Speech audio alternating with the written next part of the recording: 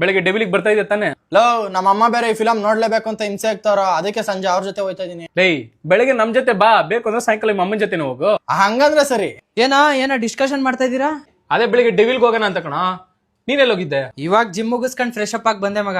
ನೀನ್ ಬಿಡಪ್ಪ ಬಾಡಿ ಬಿಲ್ಡ್ರು. ಮಗ ಪಾನಿಪುರಿ ತಿನ್ನಕ್ ಹೋಗೋಣ? ಆಹಾ, ಅವನ್ ಕೈ ಎಲ್ಲೆಲ್ಲ ಕೊಡ್ತಾನ ಪಾನಿಪುರಿ ಅಂತೆ. ಹೋಗ್ಲಿ ಗೋಬಿ ತಿನ್ನ ನೀನು. ಗೋಬಿನ ಒಂದ್ ವಾರ ಆದ್ರೂ ಅದೇ ಎಣ್ಣೆಲಿ ಕರೀತಾರೆ. ಅವ್ರ ಹಾಕ ಟೇಸ್ಟಿಂಗ್ ಪೌಡರ್, ಕಾರ್ನ್ ಫ್ಲೋರ್, ಮಸಾಲೆ ತಿನ್ಬಿಟ್ರೆ 10 ದಿವಸ ಬತ್ಕೊಂಡ್ 5 ದಿವಸಕ್ಕೆ ಹೊಗೆ ಹಾಕ್ಸ್ಕೊಂಡ್ಬಿಡ್ತಾನೆ. ಲೋ ಅಟ್ಲೀಸ್ಟ್ ಎಗ್ ರೈಸ್ ಆದ್ರೂ ತಿನ್ನ ನೀನು. ಎಗ್ ರೈಸಾ? ಎಗ್ ರೈಸ್ ಏನೇನ್ ಹಾಕ್ತಾರೆ ಅಂತ ಗೊತ್ತಾ ನಿನ್ಗೆ?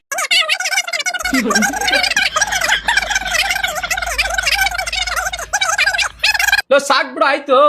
ಎಲ್ಲದಕ್ಕೂ ಏನೋ ಒಂದ್ ಹೇಳ್ತಲ್ಲೋ. ಲೈಫ್ ಎಂಜಾಯ್ ಮಾಡೋದು ಹೆಂಗೋ, ಎಲ್ಲದಕ್ಕೂ ಹಿಂಗ್ ರಿಸ್ಟ್ರಿಕ್ಟ್ ಮಾಡಿದ್ರೆ? ನೋಡಪ್ಪ, ನನಗೆ ಎಂಜಾಯ್ಮೆಂಟ್ ಗಿಂತ ನನ್ನ ಹೆಲ್ತೇ ತುಂಬಾ ಇಂಪಾರ್ಟೆಂಟು. ನಮ್ಮ ಮನೇಲಿ ನಾನು ಒಬ್ನೇ ದುಡಿಯೋದು. ನನ್ಗೇನಾದ್ರೂ ಆದ್ರೆ ನಮ್ಮ ಅಮ್ಮನ್ ನೋಡ್ಕೊಳದ್ ನಾನು ಒಬ್ನೇ ಇರೋದು. ಅದಕ್ಕೆ ಹೆಲ್ತ್ ಇನ್ಶೂರೆನ್ಸ್ ಮಾಡ್ಸೋ. ಹೆಲ್ತ್ ಇನ್ಶೂರೆನ್ಸಾ? ಅದೇನೋ? ಅದೊಂಥರ ಶೀಲ್ಡ್ ಕಣೋ. ನಮ್ಗೇನಾದ್ರೂ ಹುಷಾರಿಲ್ಲ ಅಂದ್ರೆ ಹೆಲ್ತ್